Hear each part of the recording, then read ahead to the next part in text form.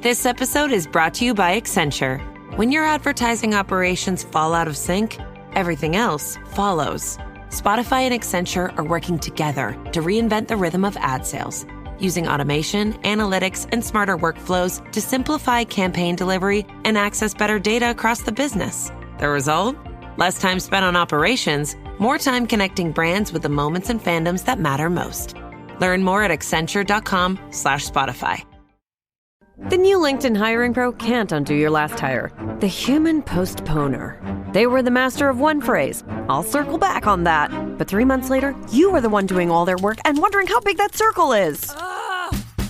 But LinkedIn Hiring Pro can take the hiring load off your plate by automating the hiring busy work from the initial job post to scheduling interviews. Hire right the first time with LinkedIn Hiring Pro. Post a free job today at linkedin.com/quality. This podcast is part of the Robots Radio Rocket Club, a program designed to help all podcasts reach their full potential. For information about joining the Robots Radio Rocket Club, check out robotsradio.net. Welcome to Holocron Histories, Star Wars Canon versus Legends, where we're going to take a deep dive into the lore of the Star Wars universe.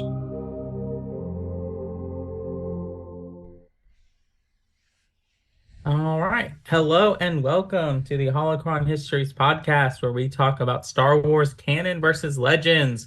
I'm one of your hosts, Austin, also known as Teacup. And I'm your other host, Ben of Temeria. And we are here continuing on our planets, talking about various planets.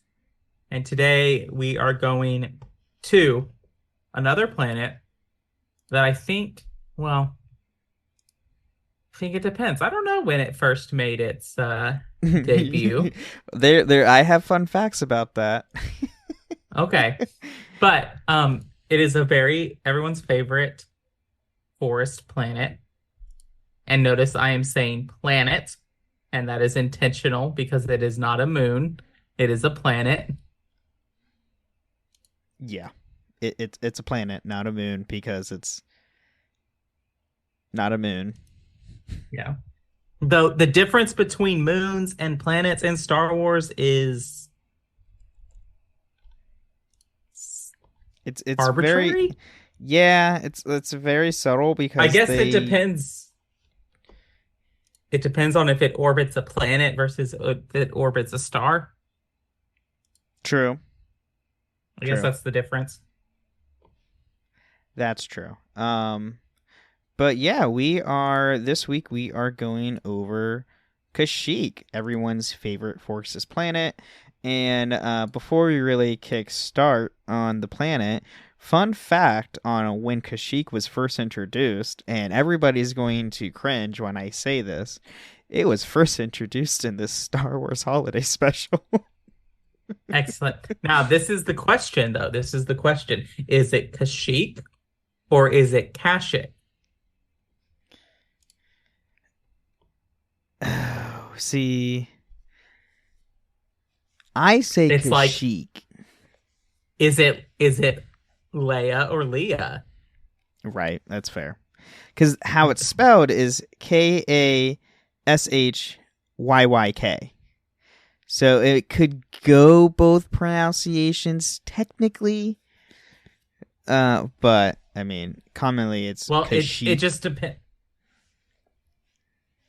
And, it depends on, one of the problems with the Wookiee language, Shiriwook, or Shurawook, or whatever it is. Shewook. Yeah. It's hard to tell because most of the time we don't get, galactic basic pronunciation of the words because we get it in subtitles with Wookiee text. Yep. Or no subtitles at all, and we just have to interpret it when, Han's talking to Chewie. Mm-hmm. It's there is no subtitles. Majority of the subtitles we get from Shewook is honestly from the games. Mm-hmm. From if you're watching live action, it's just you have to interpret it. So it's growling noise. Han says, "That's right, Chewie." Right. Yep. For all we know, Han's a terrible interpreter. And Chewie is like, "You're an idiot. This is a bad idea." And Han's like, "Yeah, we're gonna go do this." And Chewie agrees. Right. Yeah, so just a little summary. Kashyyyk, also known as the Wookiee planet, see Edelon G5-623, and Wookiee World, was a mid-rim planet. It was lush, Worcester tree-filled homeworld of the Wookiees, is the member of the Galactic Republic, endured enslavement under the Galactic Empire, and later joined the New Republic. And that's just a quick summary of the planet.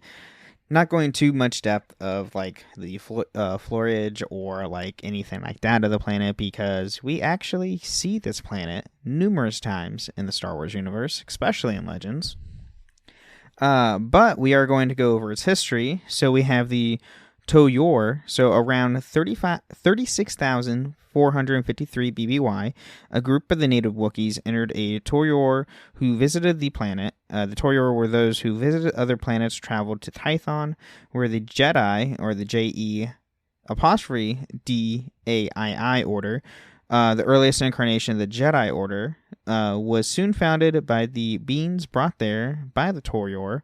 The Wookiees eventually moved off of Tython and settled on the forest world of Shakgora. That's all we have in the Toyor era of Kashyyyk. So...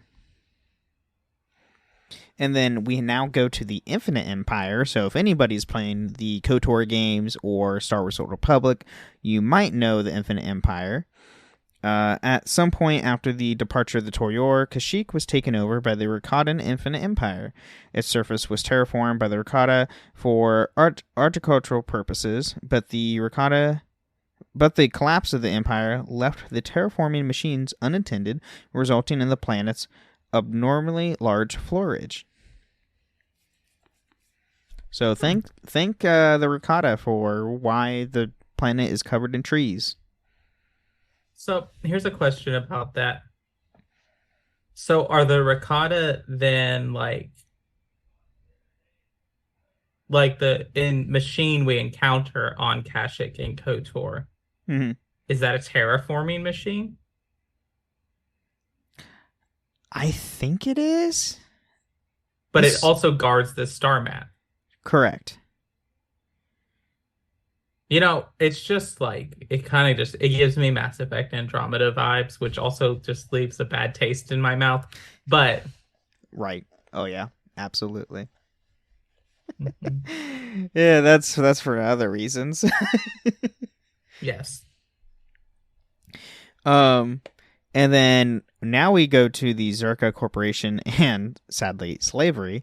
So in 4020 BBY, Kashyyyk was discovered by the Zerka Corporation, which renamed the planet first G5-623, and then, after a poll of stockholders, Edelon, they recognized the Wookiees' strength and began to enslave them.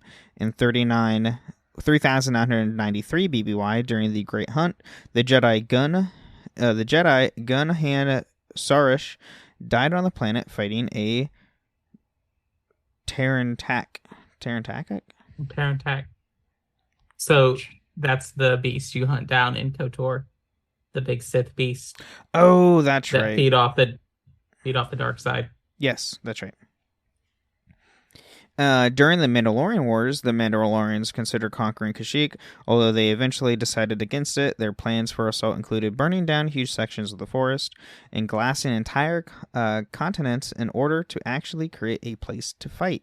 Sometime after the Mandalorian Wars begun, self-exiled Jedi Jolee Bindo made his home on the forest floor of Kashyyyk. Which, if you play KOTOR 1, Jolee might be a very familiar character to you. You gotta go to the Shadowlands. He's in the Shadowlands, if I recall, right? Yes. And then, in 3976 BBY, Zalbar, a Wookiee who later aided Jedi Revan, had banished from Kashyyyk, and his brother, Chundar, usurped to the position of chieftain from his father. Finir, Chundar's ally, allowed the Zerka to take Wookiees as slaves in exchange for weapons. Farir went to self-exiled in the Shadowlands of Kashyyyk. Zerka's control of Edelon was disrupted when, in 3956 BBY, the enslaved Wookiee populace, led by Farir and Revan, overthrew the local corporate headquarters and drove all the outsiders off planet, and save for the Ebonhawk crew. So, yeah, that happens in KOTOR 1. If you take Zalbar with you on Kashyyyk, you can do all this, and it gives a little bit more context of what's going on. Which I think he makes you go. Doesn't Zalbar is acquired when you're on Kashyyyk, or no? Yes, like you can't. Once you get to the Wookiee village, like Zalbar becomes a captive. One playthrough, I just wanted to see what happened. I left him there. I got the star map and I went on. You can complete the game just fine and just leave him there. What? Mm-hmm. Yeah, I don't know if I could ever just leave Zalbar. And mission doesn't say anything. That's surprising. No anything. All right. Well, interesting. I did not know that. I never tried. I love Zalbar too much. Wookiees are great. Mm-hmm. I have to have a Wookiee companion. What did you do in KOTOR 2 then? Okay, that's a different circumstance because you don't have a choice. Well, you do have a choice, but I always play as a light side character, so I always get Mira. I cannot remember that Wookiee's name. Anhar. Anhar. Come on. I never recruit him because I normally don't go dark side. I try going dark side. You gotta convince Ben to go dark side. You gotta do it at least once. I had to do it at least once. Okay. It's like you gotta play the Dark Urge at least once. It's just how the rules. That's fair. Hey, I have a Wookiee companion in SWTOR, so there's that. You get one through the Smuggler class, and then once you get to the big expansions, you can recruit. I cannot remember his name either. Shoot, slip on my tongue. You can actually recruit 2 different Wookiees once you get to the later expansions. But now we get to the time of the Old Republic.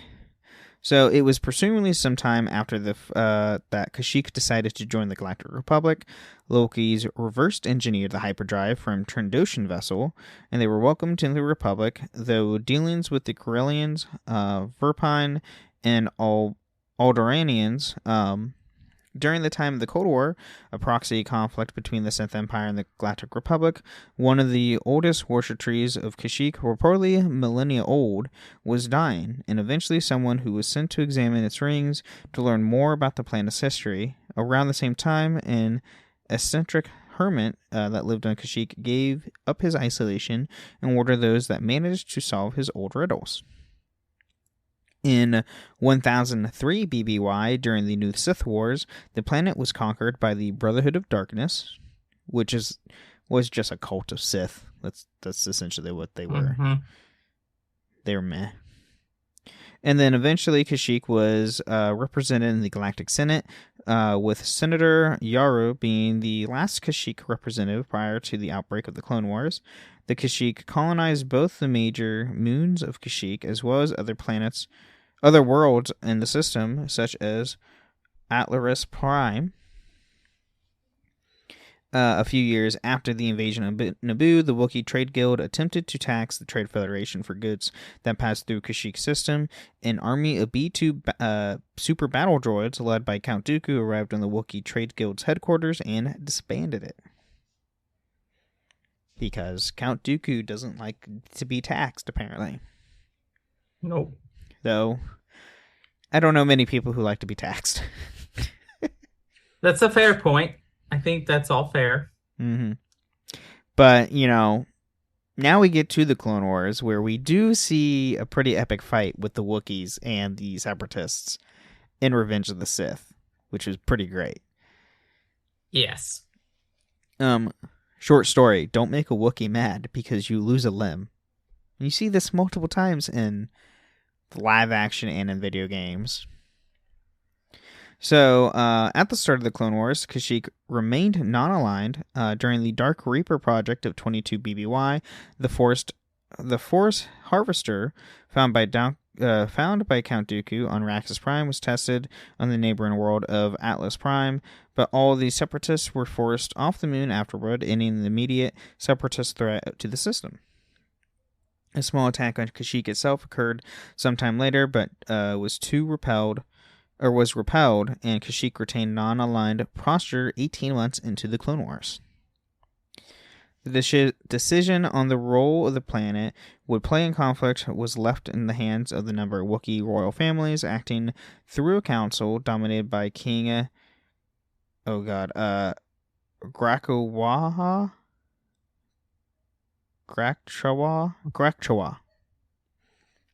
It's Wookiee, so it's in Chewbacca, so bear with me. There's a lot of W's and A's. And then a lot of Y's. And Y's too.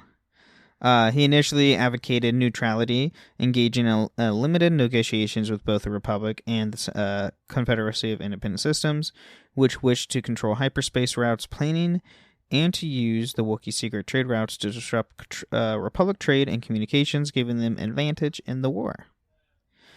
However, in 21 BBY, General Grievous grew tired of waiting and ordered the Trade Federation officials to launch several probe droids to help persuade, quote-unquote, Grakchawa to make the right decision. He was on the verge of agreeing to join the Confederacy out of self-preservation when news came that his son, Prince Rukumi, had accidentally been killed by the droids.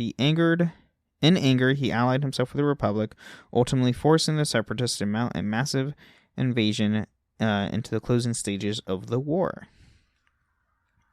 So, initially, the reason why the scene we get in Revenge of the Sith is because of this, is because Grakchawa's son was accidentally killed by the Separatists. So he yep, nope, I'm done. Just told you, don't make a Wookiee mad because you will regret it. Mm-hmm.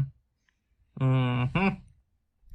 And, I mean, historically, the Wookiees typically align themselves with the Republic. Historically. So, it was interesting. I understand their neutrality because, essentially, the Clone Wars were a giant civil war within the galaxy. Mm-hmm.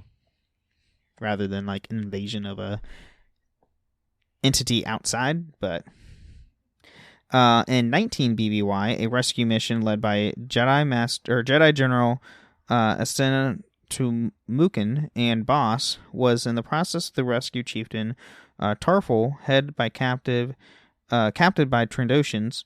The mission carried out by commandos of the Delta Squad, who increasingly found more separatist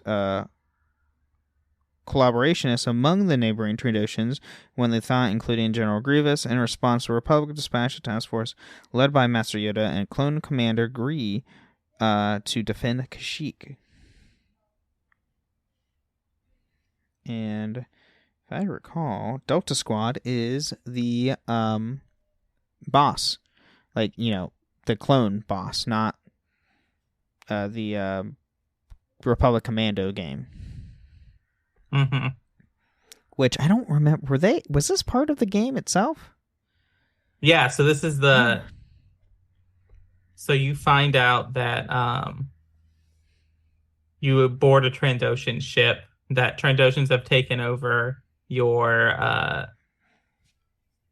old command ship. Mm-hmm. And you have to go on and fight them. And then yeah. I don't remember. The only thing I really remember from Republic Commando was the Geonosis stuff, which is the beginning of the game, if I recall. Yes. So there's three main areas. You have that. You have the ship that you fight on, and then you go to Kashyyyk. Okay. And then at the coastal city of Kashyyyk, a combined force of clone troopers and Wookiees fought against the Separatist droid invaders, with Yoda himself participating in the battle. Despite the overwhelming Separatist forces, the Republic and the Wookiees emerged victorious from the Battle of Kashyyyk, though taking very heavy casualties. Not long afterwards, the secretly married Jedi couple of Kinto and Marley Merrick took refuge on Kashyyyk, and the pregnant Mari gave birth to Galen on Kashyyyk. Which the Battle of Kashyyyk is the battle we see in Revenge of the Sith. Mm-hmm. But yeah, fun stuff on Kashyyyk. There a lot of stuff happens on this planet. And sadly, all the stuff we see is typically when people are at war or dying. Yeah. It's either in Battlefront, Force Unleashed, Old Republic, KOTOR, things where things are in desperate times. Jedi, well, that would be canon, but still, even in Jedi, Fallen Order. It's Star Wars, not Star Peace. Fair. Just saying. Good point. That's a good point.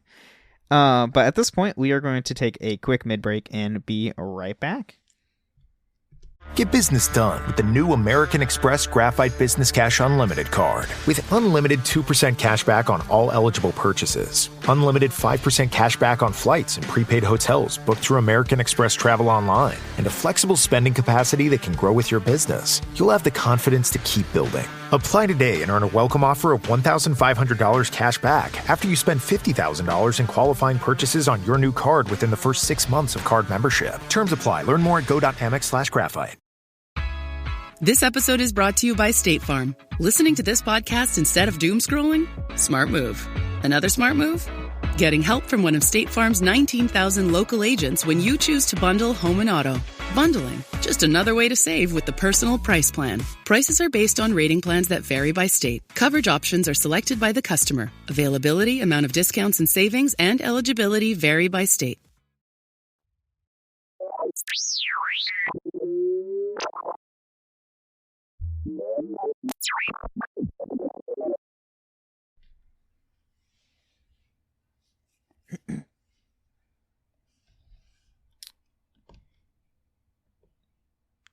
All right. Sorry. I got distracted a little bit. But anyway, yeah, welcome to the middle of the show where we talk about all things going on with the podcast, and we take time to thank our patrons.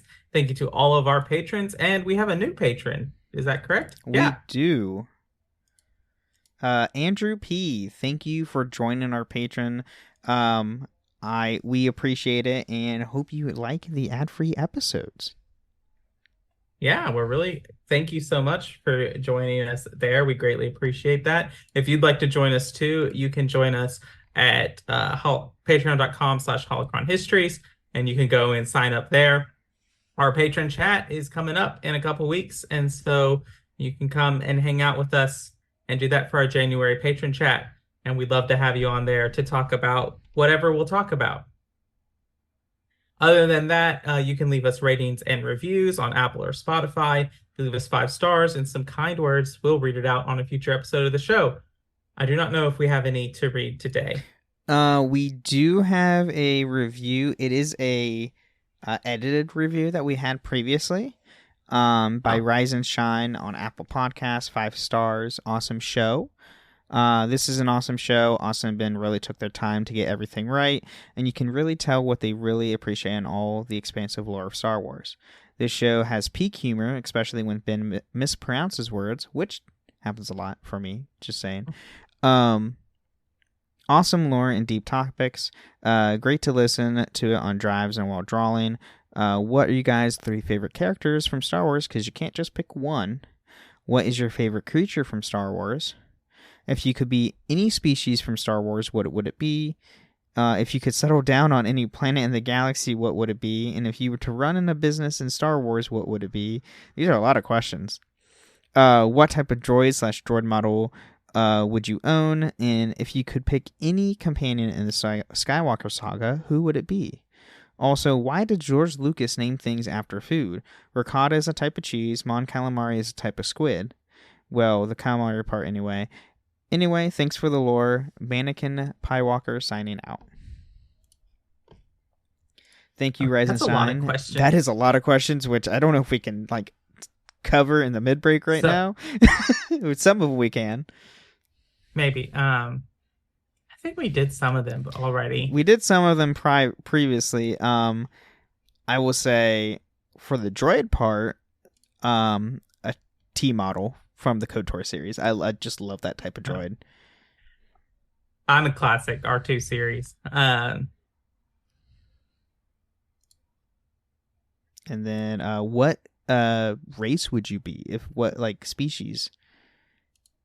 See, that's iffy. I don't know. Because I would have to really get into the biology of some of the species in Star Wars. I'm going to be vanilla and say human, but that's just me. I'm going to be a Hutt. Okay. Well, that just got weird. They live lavish lifestyles. I just think that, if I'm going to pick a fantasy, that's just... I mean, you're not wrong. I mean, and how many Hutts do we only see 2 Hutts die on screen. So I feel like their survival rate is pretty high. Yeah, I guess. And you don't have to be a jackass. True. That is true. You don't have to be a jackass. That's very true. You don't have to be a complete dick to everyone in the galaxy. Exactly. See? So, yeah, that's fair. And fun fact, George Lucas did not create the Rakata.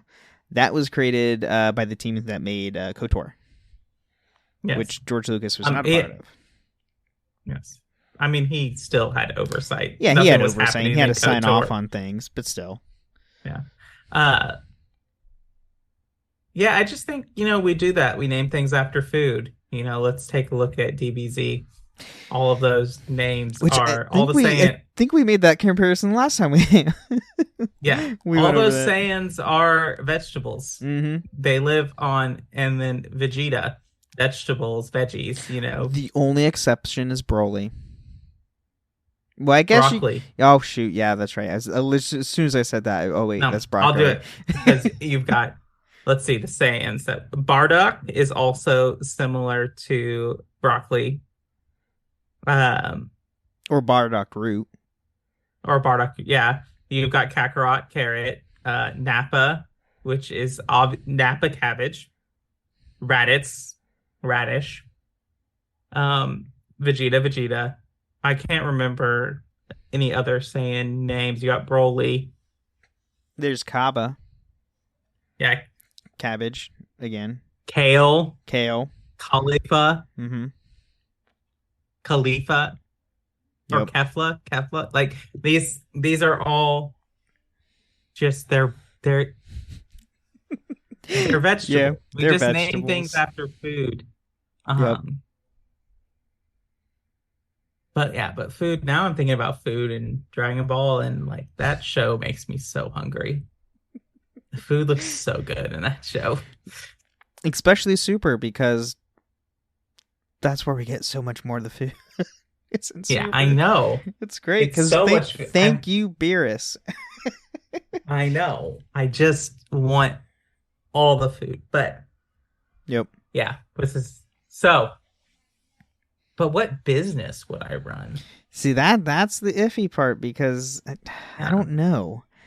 A droid repair shop, maybe, is what probably I would do. Because I love droids so much. I would sell Meiluron fruit. If nobody knows that is, go watch Star Wars Rebels. Listen. No, did you know that Meiluron, that whole scene, is kind of like a callback to the cabbage farmer from Avatar? Yes. Yeah. It's hilarious. Yep. But if you don't know, Dave Filoni also worked on both.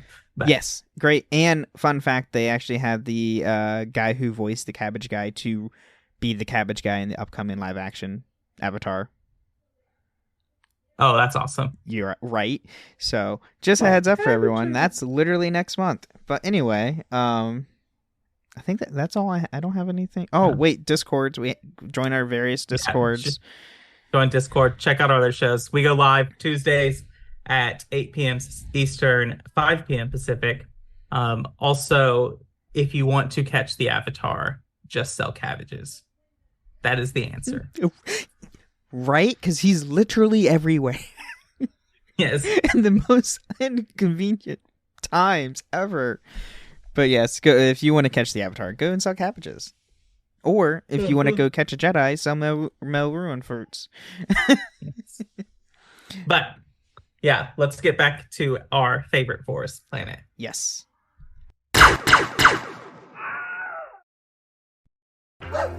What's that, bud?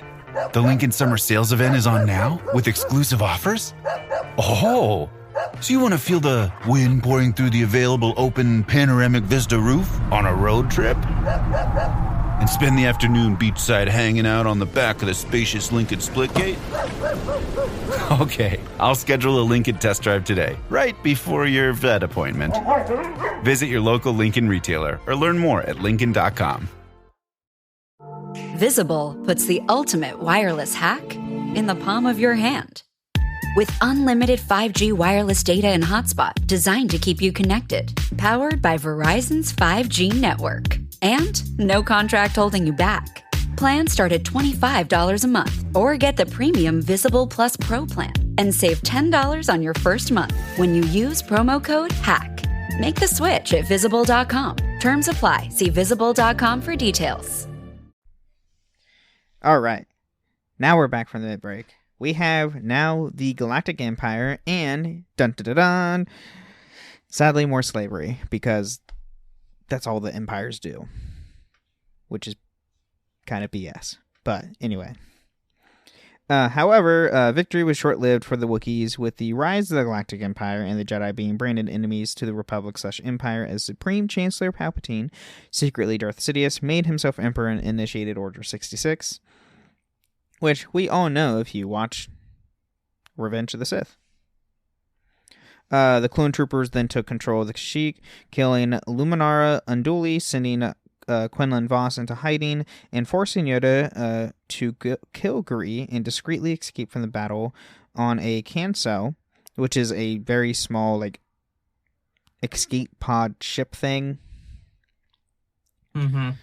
Later, Yoda escaped the planet with the help of Tarful and Chewbacca via the former Republic escape pod. The Empire was quick to suppress Kashyyyk by renaming it Wookiee Planet C, as it was the third orbit in the system, and placed it under martial law. Because they want to control the Wookiees, because they are a very dangerous species in the galaxy, because they can easily rip your arm off. Right. And like, it's creatures who value freedom and doing what's right. And the Empire doesn't like that. No. Several months later, a group of the Jedi, including Oli Starstone, went to Kashyyyk in search of the other Jedi who had been there. The Empire, led by Darth Vader, tracked them down and attacked the planet. In response, the Wookiees rebelled against their oppressors, but were ultimately unsuccessful. Clone troopers attempted to land, but many were shot down by the abandoned Confederate weaponry utilized by the Wookiees. Darth Vader landed and killed 2 Jedi before being stopped by Master Roland Sareen, who also died at Vader's hand. The orbital fleet bombarded the planet, causing severe damage to the planet's surface. Wookiees either escaped into the undergrowth or into space, where they were stopped by detainer CC-2200 indicator cruiser. Starstone had Slicer Philly Bitters sliced into abandoned CIS ship and crashed it into the interdictor cruiser. Many refugees escaped, including Starstone and her Jedi friends. Philly and the smuggling group and Chewbacca. The Empire occupied the planet, allowing then Moff Wilfram Tarkin, one of the Imperial commanders that participated in the battle, to capture and export Wookiees as slave laborers to Despar in order to help construct the first Death Star. So, thank Tarkin for that, because Tarkin. Mm-hmm. In 18 BBY, Mally Merrick was killed by the remnants of droids and Trandoshans from the battle of a year prior. Almost immediately, her death caused Palpatine to sense Kinto's presence on Kashyyyk. Thus, he sent Vader to eliminate him. Vader and his troops met heavily resistance from the local Wookiee population, but ultimately the 501st Legion succeeded in crushing the uprising. During the battle, Vader bested and killed Kinto Merrick, and upon discovering his opponent's son, Galen Merrick, whom he found extremely powerful in the Force, Vader exterminated all witnesses, including the Stormtrooper commander, and went on to train the boy as his secret apprentice. Hence, we get Starkiller. During the occupation, Kashyyyk was opened by the Imperial authorities to slavers from neighboring Trandosha and Mytanor. At the advice of the Trandoshans, the Empire began using the powerful Wookiees to carry out slave labor. Wookiees captives were used to countless Imperial projects, including the Maul installation. However, because of their devotion to the homeworld, many Wookiees would evade the Imperial garrison, there to revisit their beloved forests for important Wookiee holidays, such as Life Day. Which is pretty good, if they could escape and at least celebrate one day of the year.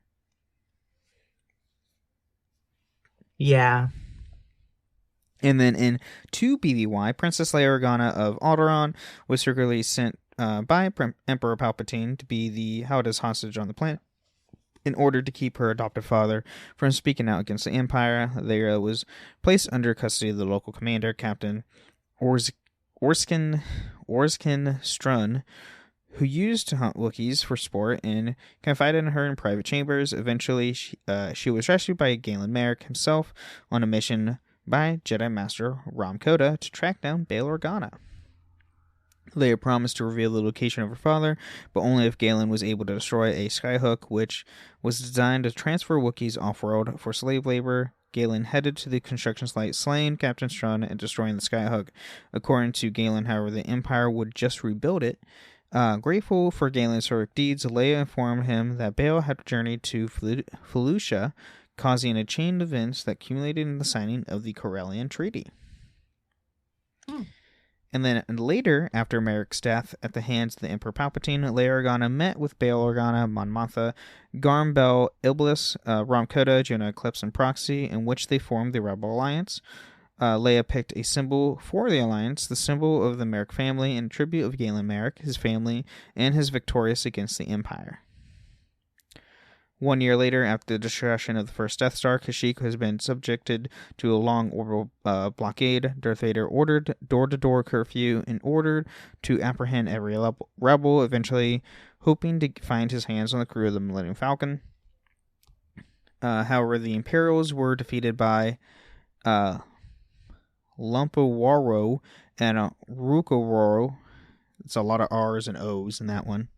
And subsequently, the Wookiees, along with the local Alliance members, celebrated Life Day. During the blockade, the Rebel Alliance attempted to liberate the planet, but the invasion force was ambushed by the Empire and totally destroyed in Kashyyyk space. And then Moff Hindan Dark, the Imperial Governor of Kashyyyk, who ruled the planet from the private plows, forged a pact with the Trandoshan Slaver Pact, appointing him to oversee the entire slaving operation. They had finally installed Avatar orbital platform in orbit of the planet to help further enslavement of the Wookiees. Yeah, so the Empire bad, obviously, because dark side. Yes. Yeah, they just are terrible.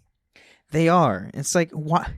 I understand, like, the Wookiee race is being, like, their species are very strong, very durable, very labor-focused, but, like, they just want to live in peace. They don't do any harm unless you make them mad. Just, right. That's the only time they get very angry, unless you're Krishantan, I guess. Like, that's one of the exceptions, I suppose. Hanhar.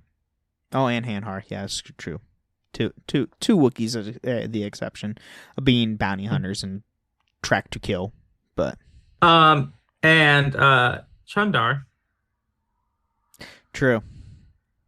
Okay, 3. Okay, I'm just gonna stop listing. So after the Galactic Empire, we have the New Republic, which so far Legends would say is better than the New Republic we currently have in canon. Okay, yes. I'll say the New Republic, yes. There the is- Galactic Alliance, different story. Different story, yeah. So after the Battle of Endor, the Wookiees were freed from slavery by the Alliance of Free Planets. The Nagia then attempted to enslave the species, but they were repulsed by the New Republic. However, the Wookiees' freedom was short-lived. The Empire, having licked its wounds, quickly reestablished a presence on Kashyyyk and enslaved the Wookiees once more. Around 5 ABY, Han Solo and Chewbacca assisted in inciting a revolution among the populace, helped in part by Lando Calrissian, Rogue Squadron, and Admiral Gale Akbar. Governor Dark Pecht and Grand Admiral Pashia Sin were killed during the battle. So this is this is where Akbar falls in battle, sadly. Yeah. Kashyyyk was go on. I just have issues with the way Admiral Akbar went out in canon. Did he go out in canon? Just because, yeah, he dies when at the beginning of The Last Jedi. Oh, that's right. I have issues with that film, but that's a different topic for a different time. Yes. But it's just that, like, and I think I get it that, like, not everyone is as crazy about Star Wars as we are. And so, like, Admiral Akbar might not seem as a big character, but he was just, I felt like he deserved a more dignified end. Yeah, a more honorable death than what he got. But Kashyyyk was represented in the New Republic Senate by Kenneth Thar, and the planet became a key signatory member world in the Inner Council. The planet was also welcome trade, and a city of Thicania became a major exporter of computer technology. However, this made it a target of agents of the Secret Imperium in 23 ABY. A task force under Zeke rallied Thicanian's computer stores for use of the Second Imperium for its post-galactic civil war against the New Republic. And now we get to the Great Alliance, or Galactic Alliance, I should say. Sorry. Where it's very short and sweet. During the Yuuzhan Vong War, Kashyyyk would be an important member world of the New Republic and later the Galactic Alliance. After the Battle of Yuuzhan Tar, at the end of the Yuuzhan Vong occupation, celebrations took place on Kashyyyk. That's for the Galactic Alliance. And don't we see celebrations on Kashyyyk in the special editions of Return of the Jedi? It's one of the planets that is featured in the during the re-release where they did like all the new special effects and everything and added Anakin. Yeah. At the end of Return, yes, they added a new montage of planets celebrating the end of the Empire, which Kashyyyk is one of them. And then now we have the Second Galactic Civil War, because why won't there more than one, right? Like, we need more than one Civil War in the galaxy. Yeah, because Star Wars. Skywalkers cause Star Wars, plural. And because Skywalkers exist. Solo Skywalkers exist, and they're the reason why a lot of things happen in the galaxy. Yes. It later refused to follow Chief of State Jason Solo in the year 40 ABY, sheltering the Jedi who had declared themselves against Solo. So it attacked by his fleet. As a result, Solo's flagship, the Anakin Solo, began targeting the Kashyyyk forest with his long-range turbolasers, starting a firestorm that would claim the lives of many Wookiees and burn huge amounts of the forest. The Confederation redirected fleets from the Battle of Q8? Wait. To help the Wookiees, resulting in the eventual defeat of the Galactic Alliance forces, although they managed to escape due to the tactical blunder by the Confederation fleet. As a result, Kashyyyk joined the Jedi Coalition, though it did not join the Confederation. Yeah, why is Solo's flagship called the Anakin Solo? Because that's his brother who died. Okay, that makes sense. I forgot about that. Which is just adds insult to injury that he is attacking Kashyyyk with his flagship called the Anakin Solo when Chewbacca died to save Anakin Solo. Oh, that's right. Oh, I forgot about that. And just having the last name Solo attacking Kashyyyk when, like, you know, was it grandfather? Yeah. Right? Grandfather? It would have been Jason's father. Jason's father, okay. Like, your father's best friend. You're attacking his home world. Yes. Really, dude? Now we get to the Second Imperial Civil War. Oh, you have a... I was just going to say the dark side is a hell of a drug. Yeah, that's true. That's fair. I mean, the more you use it, the creepier you look. So, yeah, that makes sense. So, the Second Imperial Civil War, following its takeover of the Galactic Alliance in 130 ABY, Dark Krait's galactic empire saw danger in Wookiees, but knew better than to enslave the entire species like it did in the Darth Sidious Galactic Empire. Instead, it cut them off from the rest of the galaxy by having Kashyyyk blockade and all Wookiees' spaceports and shipyards destroyed. No Wookiees were allowed to leave or visit Kashyyyk without an Imperial order, and the HoloNet transmissions to the planet were completely cut off. Supply traders still could come and go after swearing under penalty of death to the Empire not to provide Wookiees with information of the state of the rest of the galaxy, but the Wookiees themselves were completely isolated and largely left alone throughout the region. So Dark Krayt did learn from Sidious. I mean, that is one thing you have to recognize with Dark Krayt's Galactic Empire. He actually learned from Sidious' mistakes. It's like, yeah, I'm not going to enslave these people. I'm just going to cut them off and just have them not do anything. Because I can't get harmed if I'm not doing anything harmful to them. Yeah, the one Sith are a little more formidable than things in the past have been. That's true, yes.